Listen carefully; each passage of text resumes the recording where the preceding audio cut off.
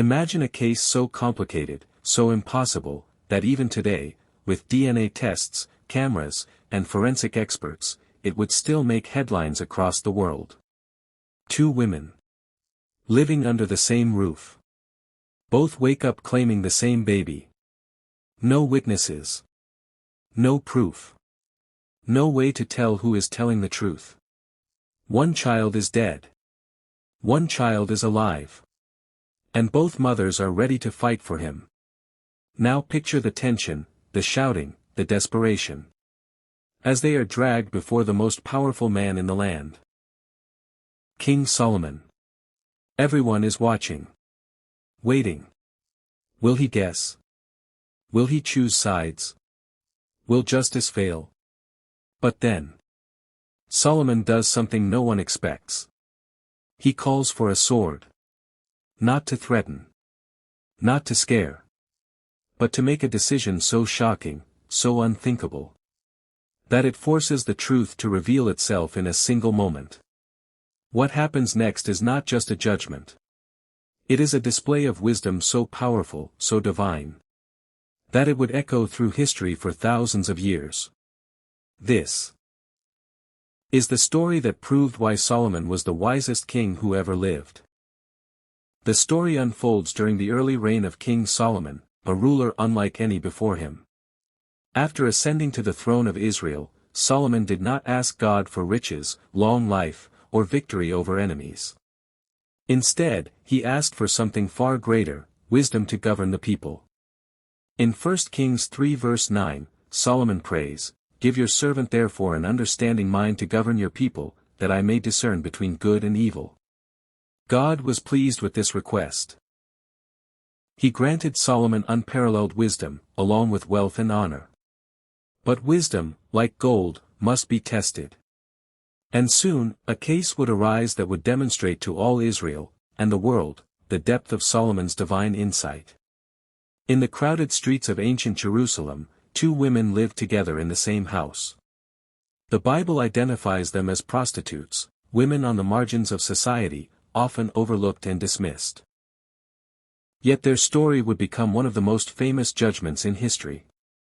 Both women had recently given birth.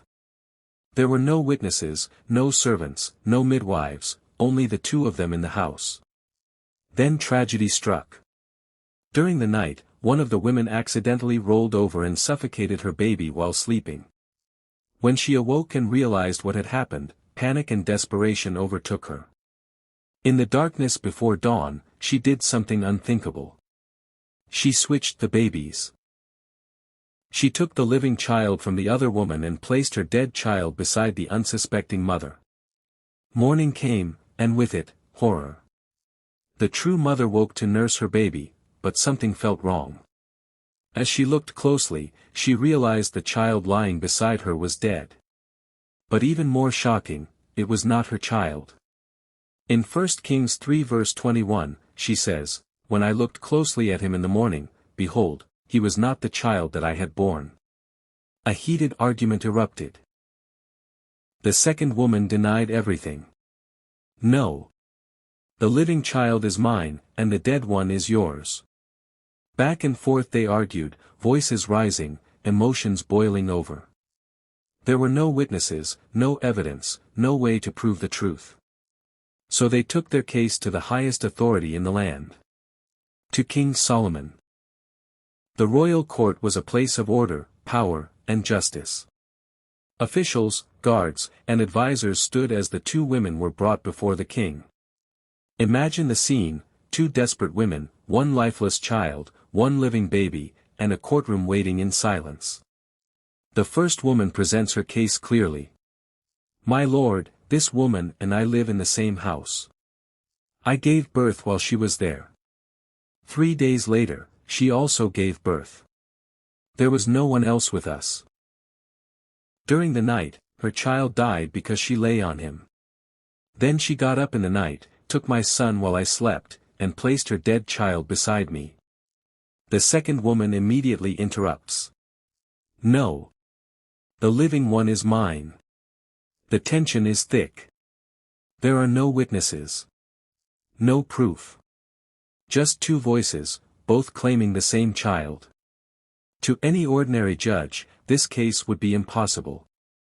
But Solomon was not ordinary. Solomon listens carefully. He does not rush. He does not react emotionally. He observes, thinking deeply. Then he summarizes the situation. One says, "This is my son who is alive, and your son is dead." And the other says, "No, your son is dead, and mine is alive." A deadlock. But Solomon is about to do something shocking. Something that will reveal the truth, not through evidence, but through the human heart. Suddenly, Solomon gives an unexpected order. "Bring me a sword." The courtroom gasps. A sword? For a custody dispute? The sword is brought before the king. Then Solomon declares, "Divide the living child in two, and give half to the one, and half to the other." Silence falls over the room.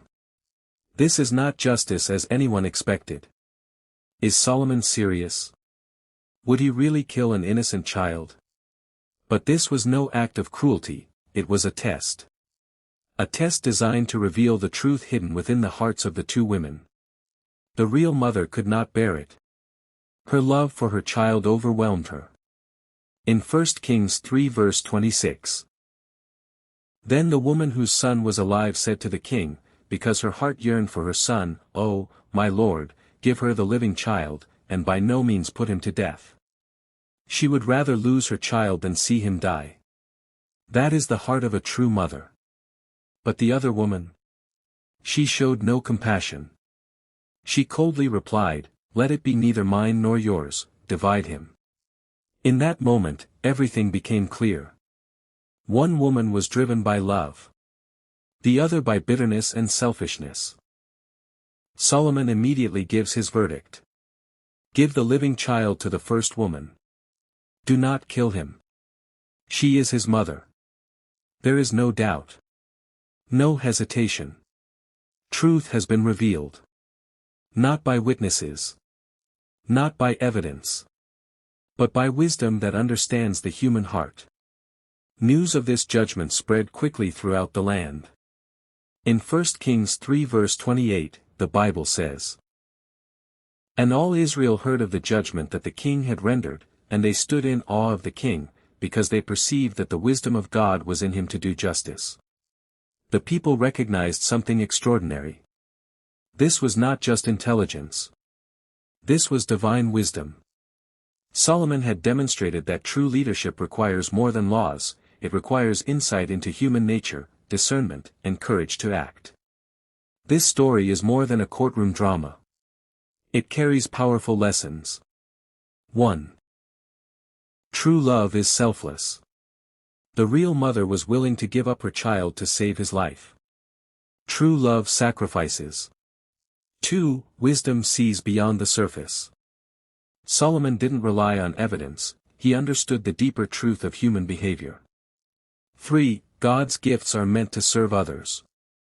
Solomon's wisdom was not for personal gain, but for justice and leadership. 4. Truth is often revealed through pressure. When tested, people reveal who they truly are. The story of King Solomon and the two prostitutes remains one of the most powerful demonstrations of wisdom in human history. It reminds us that wisdom is not just knowledge, it is the ability to apply truth in the most complex situations. And in a world full of confusion and conflict, the need for such wisdom is greater than ever. As James 1 verse 5 reminds us, "If any of you lacks wisdom, let him ask of God, who gives generously to all without reproach." Solomon asked. God answered. And through one child, two women, and a single decision, the world witnessed the power of divine wisdom. If you found this story powerful, don't forget to like, subscribe, and share. Dive deeper into the Bible and discover more stories that shape history, faith, and wisdom. Because sometimes, the greatest truths are revealed, in the most unexpected moments.